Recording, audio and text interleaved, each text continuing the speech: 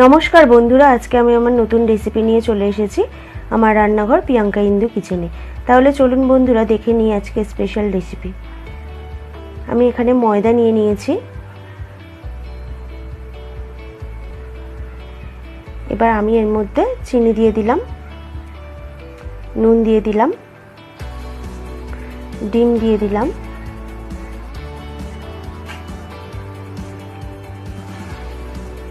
সাদা তেল দিয়ে দিলাম। এটাকে আমি এবার ভালো করে হাতের সাহায্যে মিশিয়ে নেব।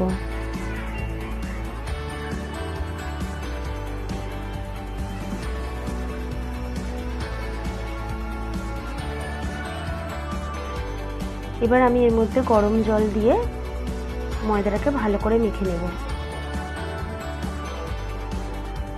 খুব নরম করবেন না বন্ধুরা, নর্মালি যেরকম ময়দা মাখেন ওরকমই মাখবেন।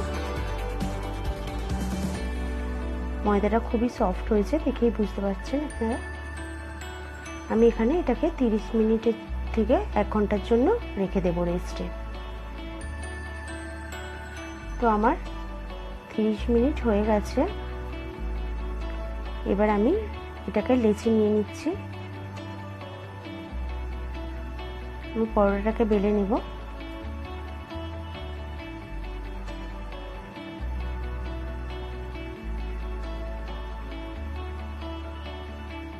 আমার বেলা হয়ে এসছে। এবার আমি পরোটাটাকে তাওয়ার মধ্যে দিয়ে দিলাম। এটাকে শুকনো খোলায় ভালো করে ভেজে নেব।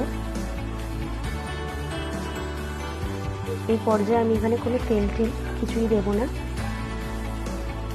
পরোটা পুরোটাই আমি ঘিয়ে ভাজবো।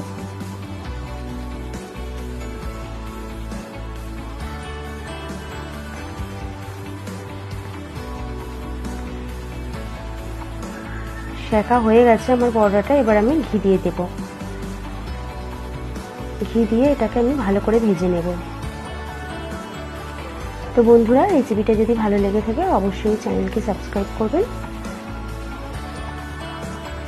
আর বন্ধু এবং রিলেটিভদের সাথে শেয়ার করবেন।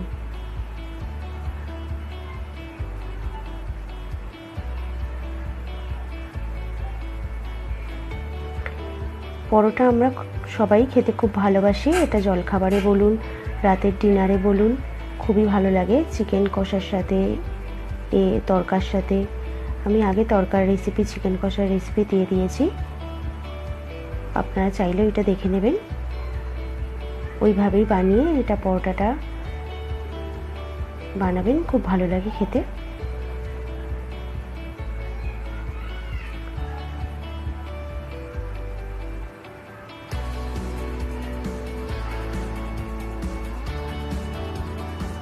বাড়িতে গেস্ট আসলেও এই পরোটাটা বানিয়ে সার্ভ করতে পারবেন আপনারা।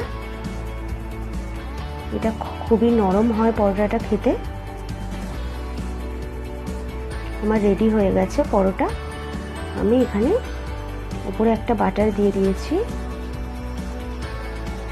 দেখুন বন্ধুরা, পরোটাটা কত সফট হয়েছে, কত সহজেই হাতের সাহায্যে কেটে যাচ্ছে। তো বন্ধুরা, যদি ভালো লাগে অবশ্যই আমার চ্যানেলকে সাবস্ক্রাইব করবেন। ভালো থাকবেন বন্ধুরা।